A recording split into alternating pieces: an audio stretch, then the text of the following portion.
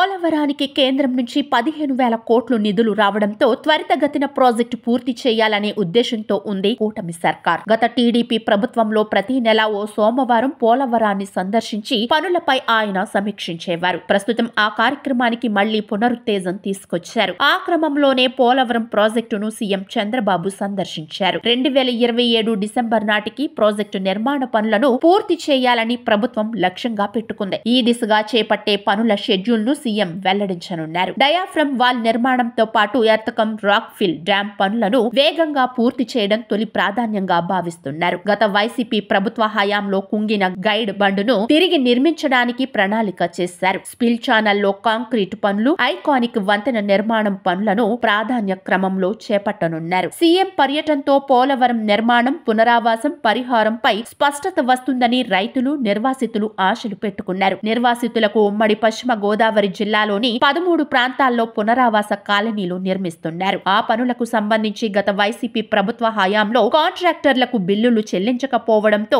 ఎక్కడి పనులు అక్కడ వదిలేశారు. దీంతో కాలనీలు అసంపూర్తిగా నిలిచాయి. ఇప్పటికే పోలవరం మండలంలోని 19 గ్రామాల ప్రజలు ఇళ్లు ఖాళీ చేశారు. వీరి కోసం ఒక్క ప్రాంతంలోనూ పూర్తి స్థాయి సౌకర్యాలతో కాలనీలు సిద్ధం కాలేదు. డ్రైనేజీలు, తాగునీటి సౌకర్యం, రోడ్లు, ఆసుపత్రి, పాఠశాల, అంగన్వాడీ భవనాలు లేక నిర్వాసితులు అవస్థలు పడుతున్నారు. పోలవరం పరిస్థితి గురించి చంద్రబాబు మాట్లాడుతూ గత ప్రభుత్వ హయాంలో పోలవరాన్ని నాశనం చేశారని మండిపడ్డారు. రివర్స్ టెండరింగ్ పేరుతో ప్రాజెక్టును సర్వనాశనం చేశారన్నారు. ఆగస్టు, అక్టోబర్లో వరదలకు డయాఫ్రమ్ వాల్ పూర్తిగా దెబ్బతినిందన్నారు. దాని తర్వాత పోలవరం ప్రాజెక్టును నిర్వీర్యం చేశారని, పట్టించుకోలేదని విమర్శించారు. 2020లో 2 కాపర్ డ్యాంల వద్ద నీరు చేరి దెబ్బతినే పరిస్థితి వచ్చిందన్నారు చంద్రబాబు. పోలవరం ప్రాజెక్టు పనుల్లో వేగం పెంచుతున్నామని తెలిపారు. గతంలో తాము అధికారంలో ఉన్నప్పుడు 72% పోలవరం పనులను పూర్తి చేస్తామన్నారు. గత ప్రభుత్వం రావడంతోనే పోలవరం కాంట్రాక్టర్ ను